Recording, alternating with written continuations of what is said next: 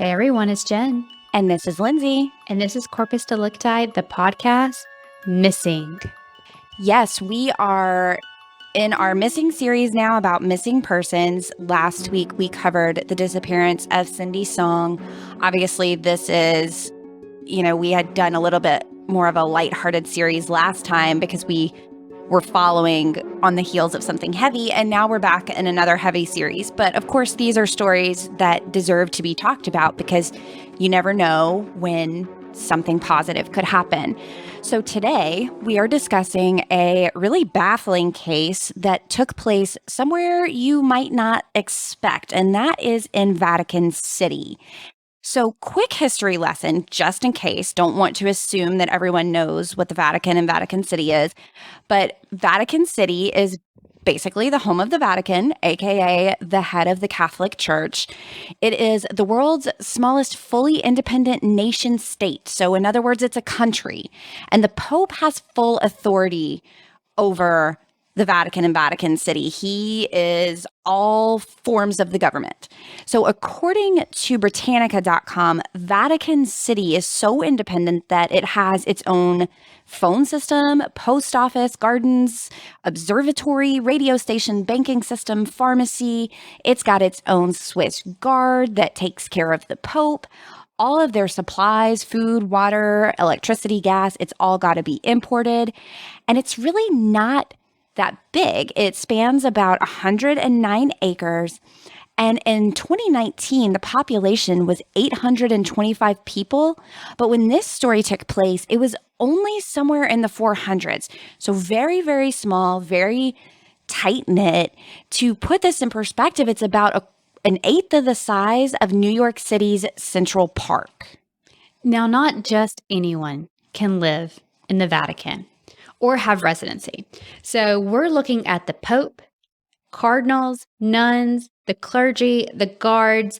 But as you know, it is a very popular tourist place. So there's thousands and thousands and thousands of people who visit. And in this case, a missing person came from a family of a Vatican employee, a family who had been living there, has gone through the ringer with this case and has dealt with so much sensationalism. Emanuela Orlandi was an employee at the Vatican as a clerk in the office, and he scheduled meetings with Pope John Paul II. He and his wife Maria lived in Vatican apartments with their 5 children: Pietro, Natalina, Federica, Emanuela, and Maria Christina. That's an important note. This family basically had free range of this area and the Vatican gardens. It was essentially their background. This is their home. And unfortunately, this family had tragedy strike them when Emanuela went missing in June 1983.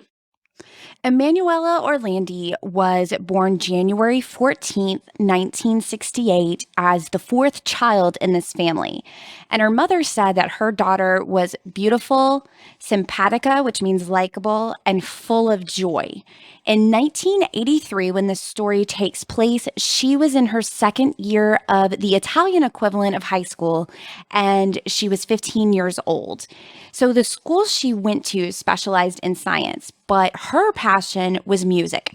She studied piano, she loved to sing, but she took flute lessons several times a week. That was where her passion really lied, was with the flute. And these lessons were not inside Vatican City, so she usually had to take a bus to lessons if someone in the family was not able to take her. So let's cut to June 22nd, 1983. This is precisely what she did, but we'll get to that in just a second. Earlier, she had asked her mother to make pizza for dinner, so Emanuela went out and got the ingredients. It's not unusual to go out and get the ingredients since everything was in real close proximity. She came home, she dropped them off, but this made her late to her music lessons. She asked her brother if he would take her. He also had plans and said no. Now they briefly argued about it before Emanuela had to go, carrying her flute. Later in the evening, she spoke to one of her sisters on the phone around 7 p.m. She had mentioned to her sister that she was late to her class because an Avon cosmetics rep had talked to her about a job that she was very interested in. She called home because she told her sister she wanted to talk to her parents about this Avon job. Her parents were not home at the time.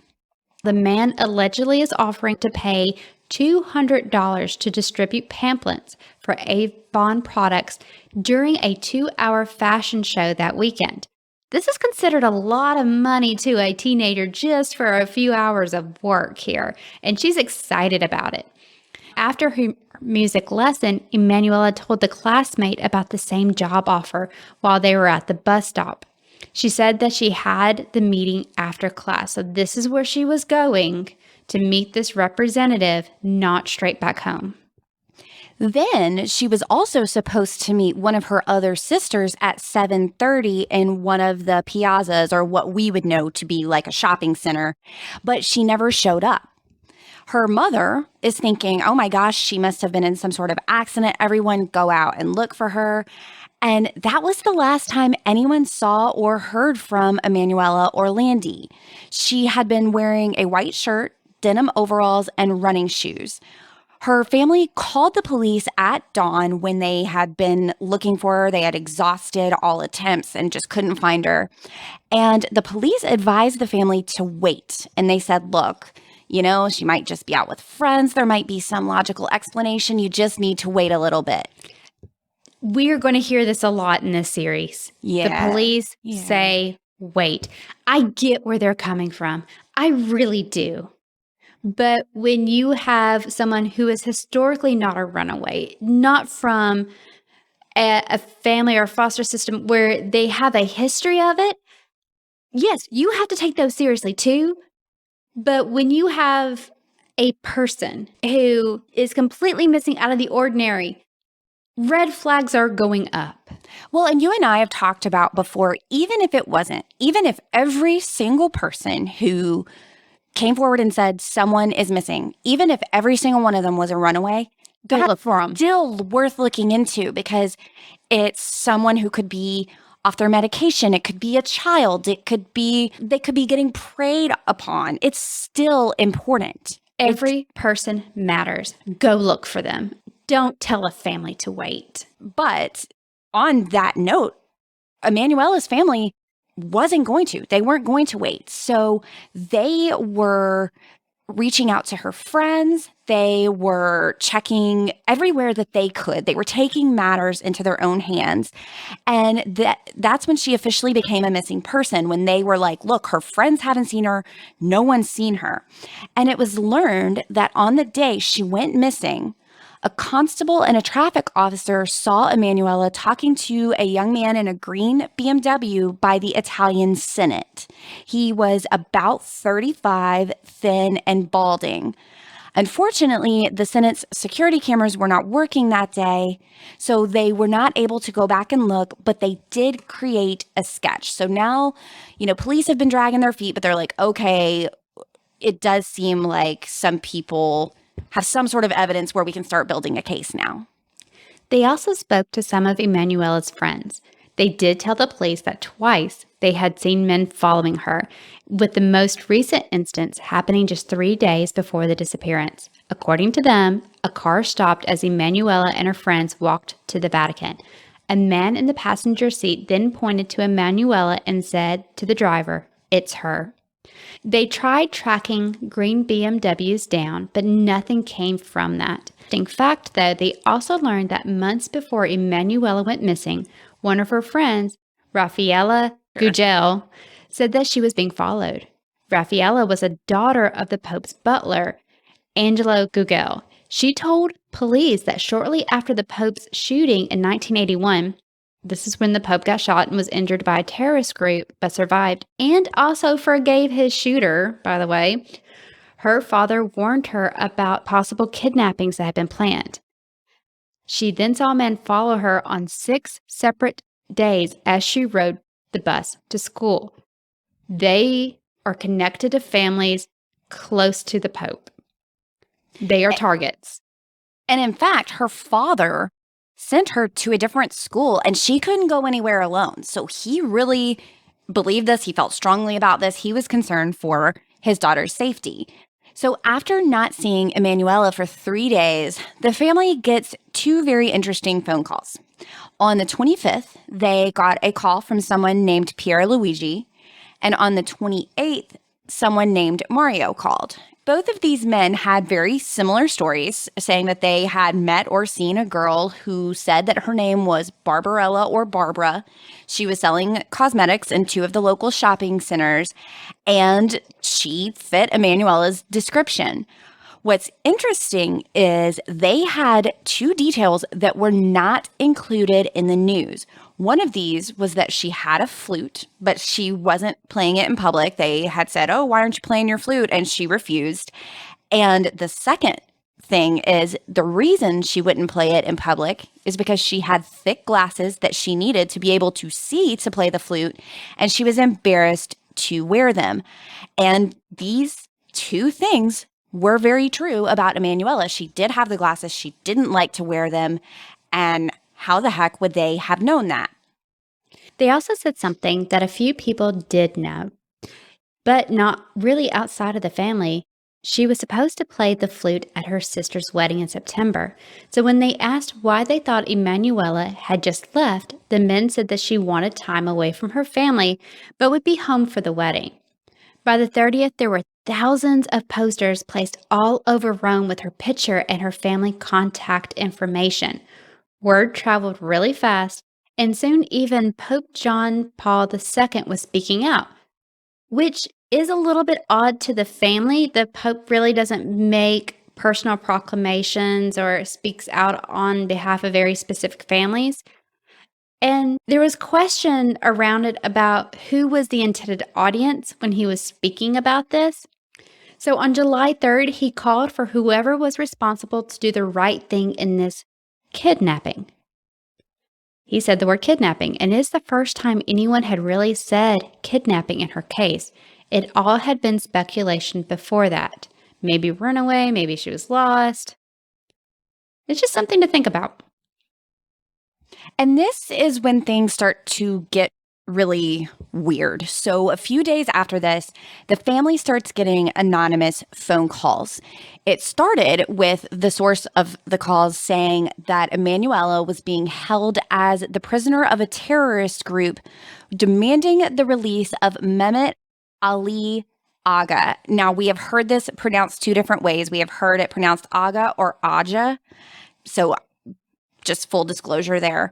But this was the Turkish man who shot and injured the Pope in St. Peter's Square on May 13th in 81 that we had talked about just a little while ago. He had actually escaped from prison before this incident and had since been rearrested. And he was in this group that he was involved in. He was an assassin. He had also murdered a journalist, and not gonna lie, he was definitely connected with some pretty iffy groups. But that's all they said. They didn't demand a ransom at that point or anything like that. Just release him, get her back. At that point, that's what they said. But then another call came who was from, quote unquote, the American. He was called this because of his accent.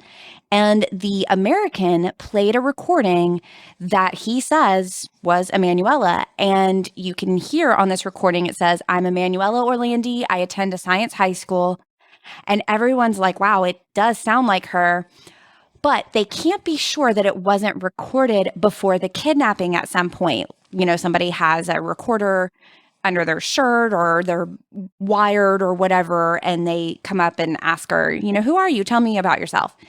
So you can actually hear this. There's a documentary that her brother did, which we'll talk about at the end, and you can hear this recording in it. And to me, it sounded like the person was pre-recorded and it was in a very echoey area. And I say this because it doesn't sound like Emanuela or whoever is actually saying this is in the same area as the caller. So the whole call is recorded, and the man speaking sounds one way. It's more dull sound, but then when you hear this other voice, it's very echoey. So it doesn't sound like it was at the same time and place, at least to me. They also got a call telling them to look in a bag in a dumpster bin. When they looked, there was music sheets from a composer that Emanuela had been studying. He then called the Vatican to arrange an exchange of the teen with Aja. What's interesting here, and also a little bit terrifying to be honest, is that he also talked about Mario and Pierluigi and said that they too were members of this same organization. How else would he have known those people's names? This was also followed by another call by someone else with an American accent, giving the Pope 14 days to complete the exchange. He also said that they had placed proof of life for Emanuela in a basket in a public square near the Parliament. When the authorities went, they did find photocopies of her music school ID.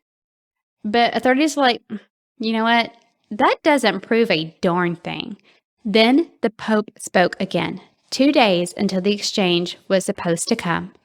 Another audio recording is sent to authorities of a woman being tortured. There were no male voices on it, so they knew it had been edited. Police said it was from a porn film. It wasn't. You can tell by listening. The woman is saying, "Oh God, why? And please let me sleep now." Tro, her brother, thinks that it is her, which is horrific that he had to even hear it. They later said that it sounded more like sexual abuse than consensual pornography. This was also followed by a person in this group demanding to speak with the Vatican Secretary of State. He wanted a private line establishing where he could call directly.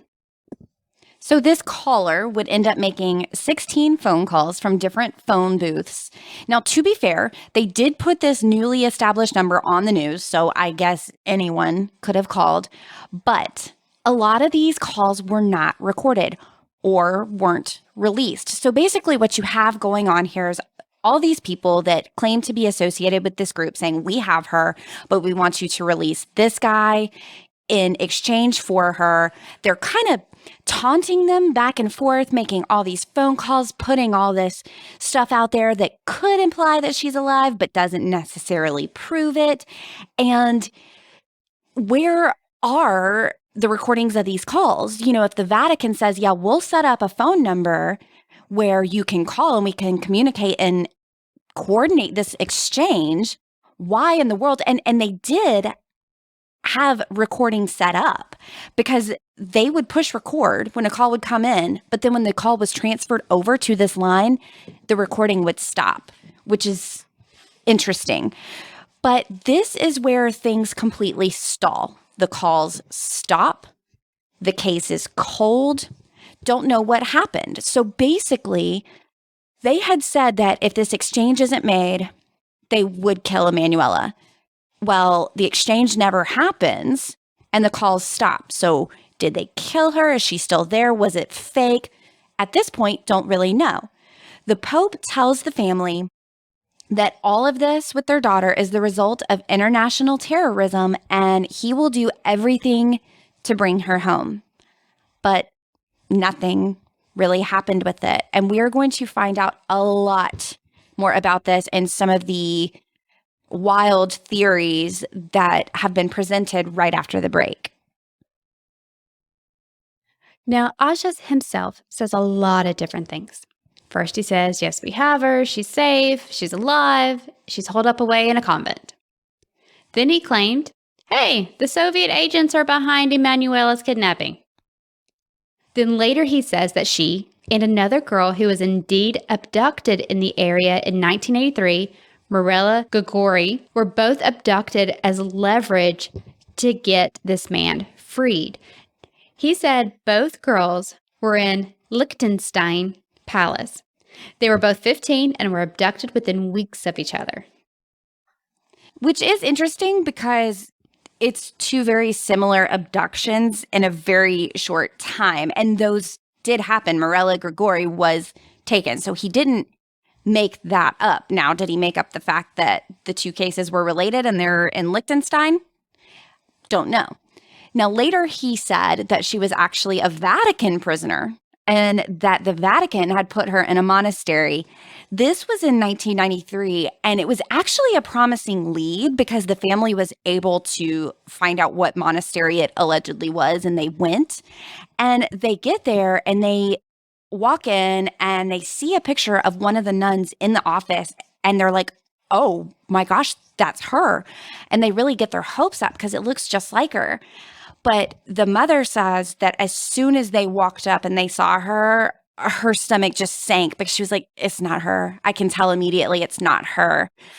And it's just crushing knowing that, they had so much hope, and then just watching her walk up, it's just all crushed.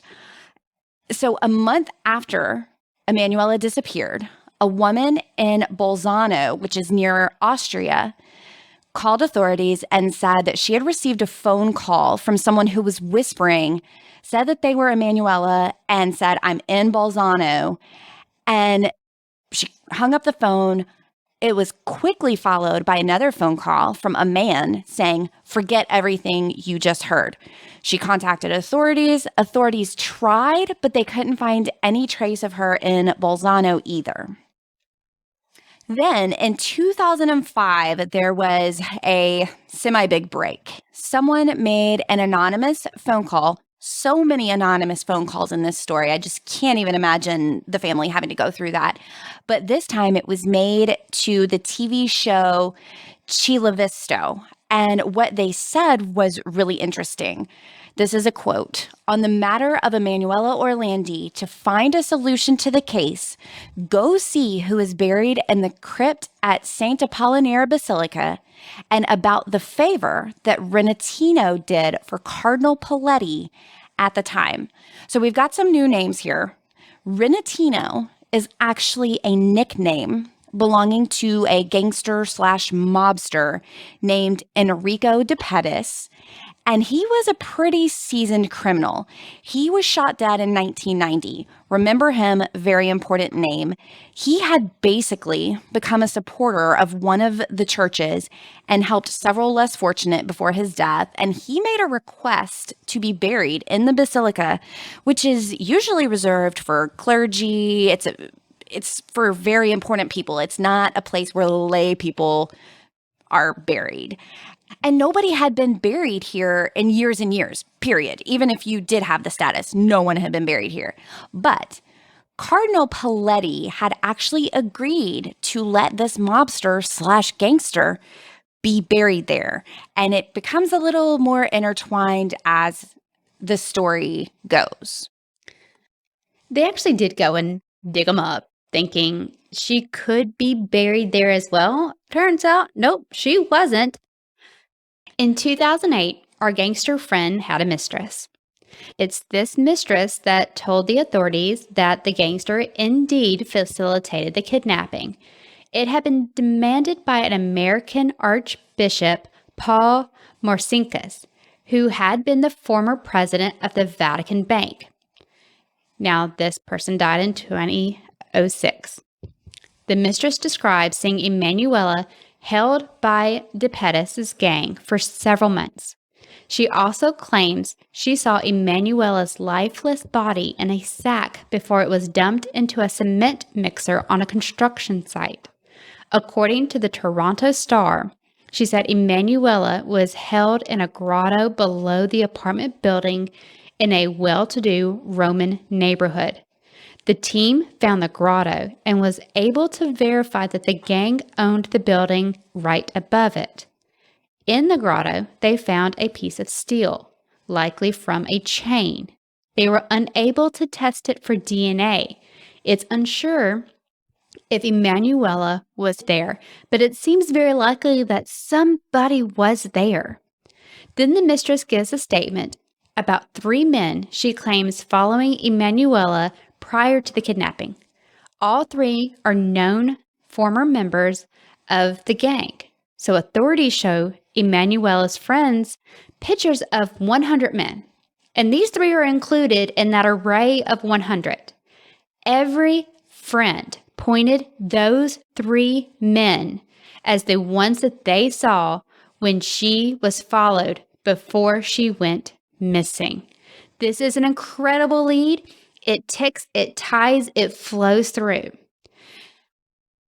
They look into this and they re-talk to some of the people that they had talked to originally. Now remember, the constable and the officer who had seen the green BMW, they had the officer help compose a sketch. The sketch looks like Enrique de Perez. And to be fair, this is way later.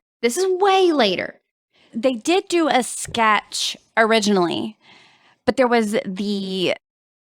then they did another one later to see if it matched up. And I mean, that's a long time to try to dig back in your memory. So who knows how accurate it was? Don't know. But The they did Daemones are say lining up on this. it looks like de Pettis. But why? Why would de Pettis do this? And we'll talk more about that in a little bit. So remember all this. Remember him being buried in the basilica. Remember the ties and Emanuela's friends pointing out these three men. But in the meantime, while they are trying to tie whatever loose ends they can, things grow cold. That is until 2010. On May 14th, the priest of a nearby church goes to get ready for a confessional, and he opens it, and what he sees inside is something he is not expecting, and that is a human skull that had no jaw. At first, they thought it has to be Emanuela. Someone is leaving a strong message, but it was not. Then things get muddled yet again. Now we're in April of 2013, and a 58-year-old filmmaker named Marco Fisoni Assetti said that he took part in the abduction, and he was part of an extreme left-wing group. He led a reporter from the same TV show we mentioned earlier, Chila Visto, to a former film studio of the De Laurentiis company. And there he says, here's her flute. And he produces a flute. And he says, Emanuela had this the day she disappeared. According to the Toronto Star, the group that he was in, this left-wing group, was scared that Vatican right-wingers were going to use claims of Bulgarian and KGB involvement in the Pope's murder plot in order to cut Vatican ties with communist countries in Eastern Europe. So another little history lesson here. This is all Cold War related. And right around the time Emanuela went missing, the Pope is actively involved with some anti-communist agendas. And honestly, a lot of people in the world are. We're going back to the Cold War. And Pope John Paul II played a pretty big role in the fall of communism. And many thought that this event was some sort of pawn in that big game. And at one point, it was thought that the Kremlin was behind his assassination attempt. So they're saying maybe he fabricated this, or not fabricated it because it really happened, but he concocted this whole kidnapping to make it look like his enemies did it, to say, look how bad they are. And this group, this left-wing group, decided to take a blackmail approach. So he's saying, we're the left-wing group. We're worried that the right-wing group is going to collapse us. So we are going to do this whole blackmail scandal, but we need help. So he says that they went to De Pettis and his gang and said, we need some muscle. We need some people with ties. And he says, if you do this, you can use the kidnapping to get his money back. His money back from what? Again, put a pin in that. We will get to that when we talk about the theories. Then a Vatican member of the group approached several girls, trying to convince them to take part of the plan. Emanuela was told her father was accused of links to Ali Aga and was about to be fired. She agreed to become a hostage. Assetti claims that the pressure the Vatican into saving his job. He finally spoke out because he was tired of living a lie and he doesn't know what actually happened to the teenage girl. Lead detective said, a lot of what he said is certainly nonsense, but we have to see it in the middle of all this nonsense. He also spoke some truth. He is certainly not someone who is just crazy. So he's saying her father was about to get fired, and she said, yes, take me to save my father, basically. So let's get into the theories, because we know that she has been missing ever since. And gosh, the family, my heart just breaks, because in Vatican City, it's not big. They say that their whole life they felt so safe there because it was small. They could walk everywhere. Everyone knew everyone. I mean, of course, you've got tourists and all that, but It's that the was Vatican. It is, I mean, let's just take it. This is a holy place. Absolutely. This is the place where I really want to say most Catholics want to visit before they die. You want to go to Rome. You want to go to the Vatican. You want to hear the gospel in St. Peter's Square. This whole place is full of clergy, nuns, and priests where you would, by default, feel safe. Because these are people of God. Correct. So one of the theories is a pretty basic one. A lot of people have presented that, look, she was just abducted, probably raped and murdered. Just, she went missing. That makes sense. Another theory came about because of a journalist who said that it was possible that Pope John Paul II fueled the theory of a Soviet conspiracy because it suited his anti-communist campaign. And this journalist wrote several books. And you know, that one theory there sounds, okay, yeah, that makes sense based on what we've heard. But then in another book, he says that Emanuela was in a relationship with a cardinal that got out of hand. So which is it? How can anyone think you're credible if you're saying it's this, it's this? And he actually wrote 3 books with 3 different theories. And that's where my heart breaks for the family, because this guy is just throwing stuff out there to see what sticks so that he can write a book. And you're saying a 15-year-old was having a torrid love affair with a cardinal. Right. Who is probably late 50s, early 60s, right, if not older, in between music lessons and dropping groceries off and going to school. Yeah. Not saying it couldn't happen. I'm not naive to say that couldn't happen. The probability of that happening with Emanuela. Why would you jump to that? What proof do you have besides speculation? All right. This is the one that pisses me off, Lindsay. Somebody told the press that maybe she was basically a sex slave in a satanic cult run by the clergy. And they put forward all these wild tips to throw off the investigation.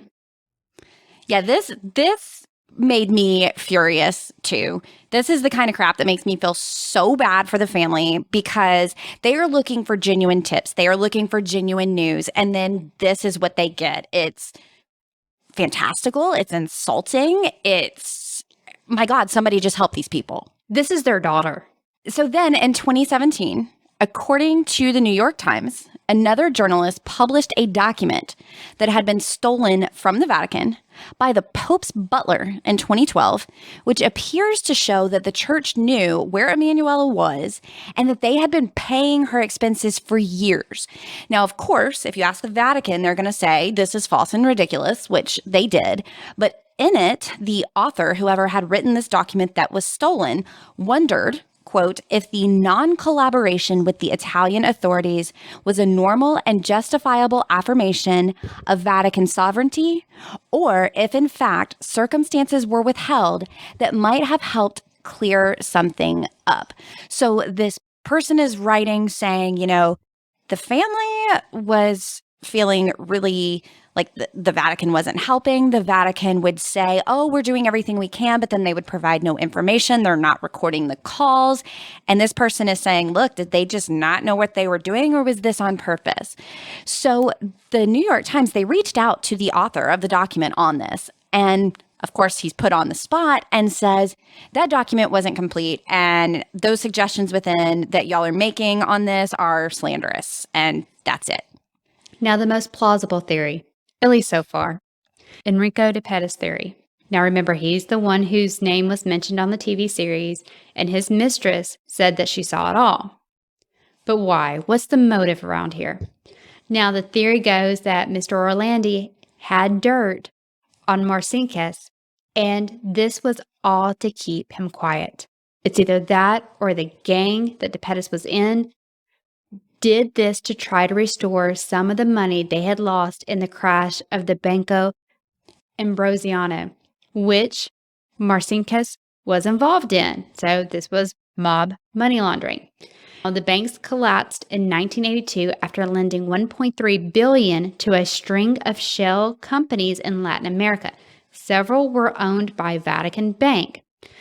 Again, according to the Toronto Star, Antonio Mancini, now he is a top member of the gang, who eventually collaborated with the police, told the newspaper in 2011 that the gang had invested well over $24 million of US at the time in the bank, which in turn lent the money to the Vatican. It is widely suspected that some of the laundered money went to finance the Solidarity movement in Poland.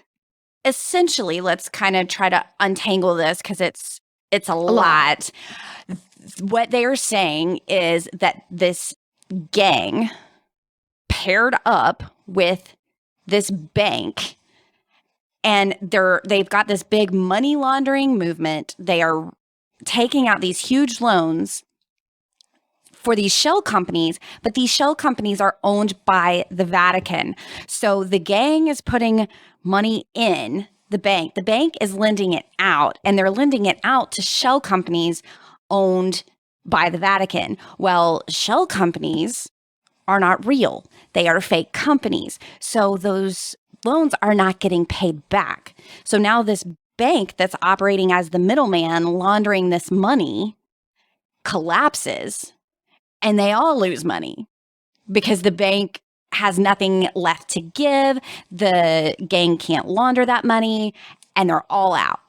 And supposedly this money goes to the Vatican and to Poland. So I think, to me personally, both of these are a little bit odd because there's no follow-up or request for money. So if you're saying, hey, get in on this because you can get your money back, wouldn't they have required some sort of ransom for her? But instead they're asking for this Ali Aga guy. But remember, the calls were not recorded. That is true. So the family does not think that the Vatican has done enough to help, and perhaps even knows more than they're saying. So, for example, in 2015, remember when they were digging up the tomb? It's right around Good Friday. And in a Good Friday sermon, there was a priest who addressed the kidnapping in this Good Friday sermon and said, don't carry your secret to the grave with you. And a lot of people thought this was really weird. One, because it's Good Friday. You're supposed to be preaching about, Jesus going into the tomb, Jesus rising from the dead. And here he's talking about secrets. So they're like, is he addressing this to someone specific? Is there someone sitting in here specifically that he's trying to get this message to?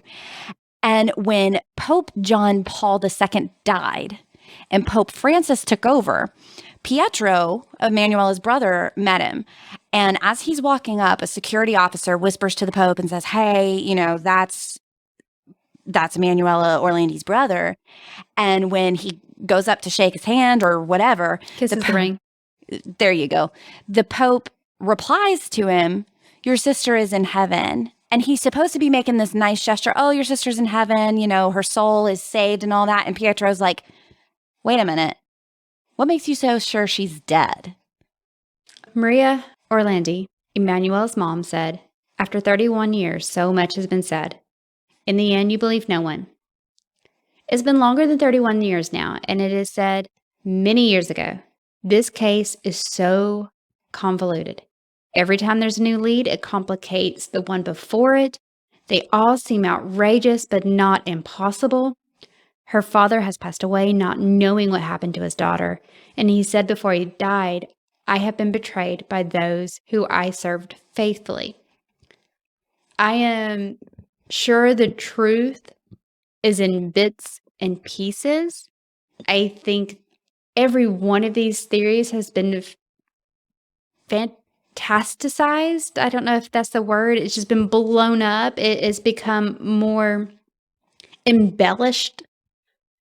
At the end of the day, it's Emanuela who went missing. And at the end of the day, the story is about the theories, not her, not about this precious little girl who loved to play her flute. Yeah, and I will say this. I think we all should know that there are certain things that the Catholic Church has not handled well.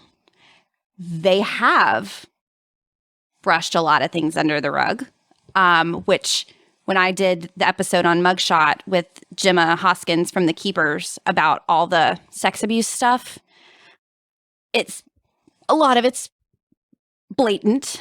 So it's hard to forget that, but that doesn't necessarily mean that it happens in every case, which is what I try to tell myself, like when I read this and hear this. The Vatican could have been involved. They could not have. You see, I am so biased. I don't know if I can offer an opinion, and I will be first to tell you, I am a dedicated Catholic, and I've never experienced atrocities in my experience of being a Catholic. And it's just so beyond my reckoning to put those pieces together inside my faith. And I think I'm very biased, and I'm freely admitting this. It's hard for me. You want to believe that I want to believe my childhood faith. You want to believe that they would do the right thing. But I also want to believe that of police officers and firefighters. Absolutely. And teachers, and it all turns to pot. You always have these bad apples. But at the end of the day, again, this poor, sweet, loving child is missing. You know, could she still be alive? I hope. Her brother did a documentary in, I believe, 2017, and it was called Kidnapping at the Vatican. And it seems like, from what I can gather, that he and the family feel like, don't know if they were necessarily involved, but they did know more than they were willing to let on, and that they were keeping it mum because of their reputation, and they wanted people to have faith in them, and nothing bad can happen around here, and that type of thing. I can't say whether I think they were involved, because I can't speak for them, but they definitely seem to say they hid information from us. We found out. In fact, you can watch it. By all means, watch it. It's on YouTube. And Pietro will say, you know, here's what they told us at the time. And he finds out later, now that new people are in the Vatican, that wasn't true. And they'll, you know, show him, oh no, look, here's what it actually said. It's right here. And he's like, what? That's not what they said. So there was something going on. I can't speak to the intent. I can't speak to, was it a breakdown in communication? Was it malicious? I don't know.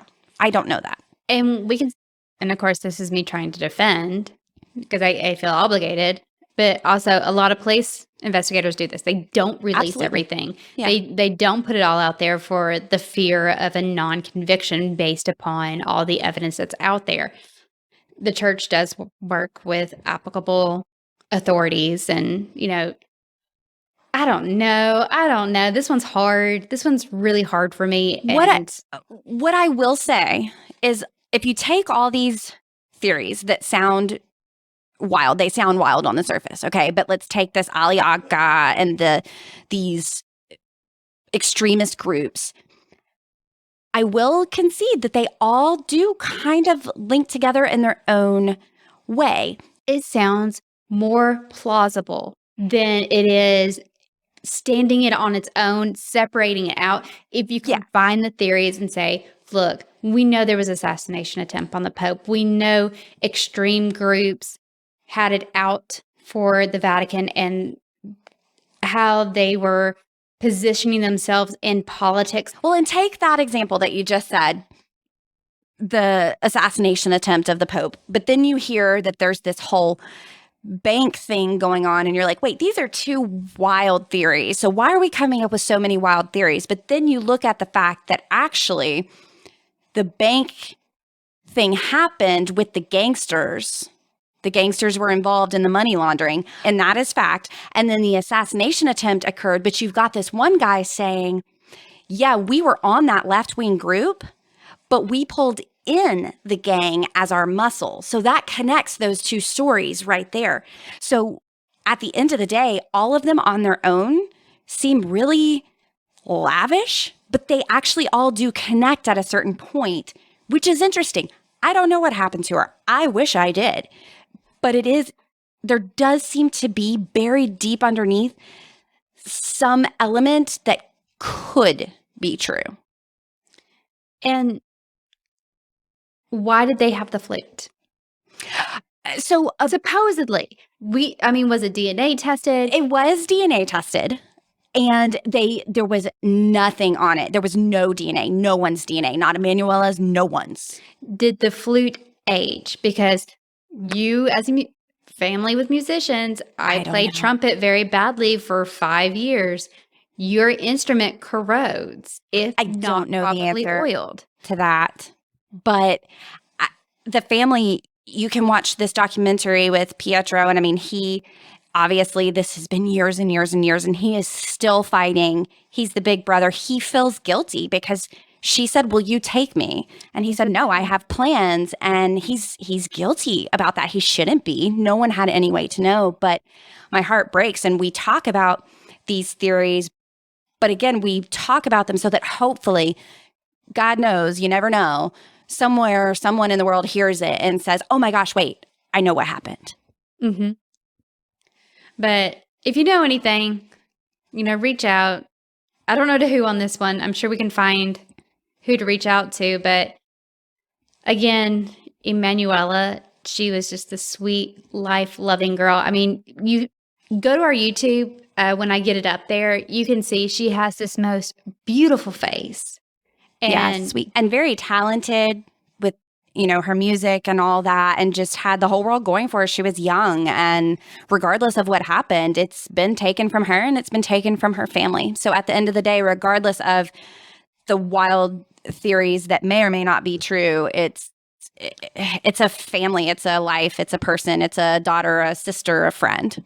Yeah, she didn't deserve that, and her family didn't either. Absolutely. So like Jen said, check on YouTube if you want to see visuals to accompany this. We are giving that a try, learning as we go. And don't send hate. I'm still learning. Don't send hate. I know they look like high school projects. It's okay. I'm okay with it. It's, it's got the audio with it. It's, pictures of whoever we're talking about. Platform. The area, just a lot of people like a visual along with it, and people have asked. So we are trying to provide as much variety as possible. Also, check out the TikTok. We're on Facebook, Instagram, Twitter. We're now on TikTok. Yeah, I'm so proud of the TikTok. I kind of love it. But you can email us, corpusdelicti@yahoo.com. Merch link is in the show notes. Oh, don't forget, rate and review us nicely. And if you're not going to leave a nice review and you're not going to give us, don't do it. Just hit delete.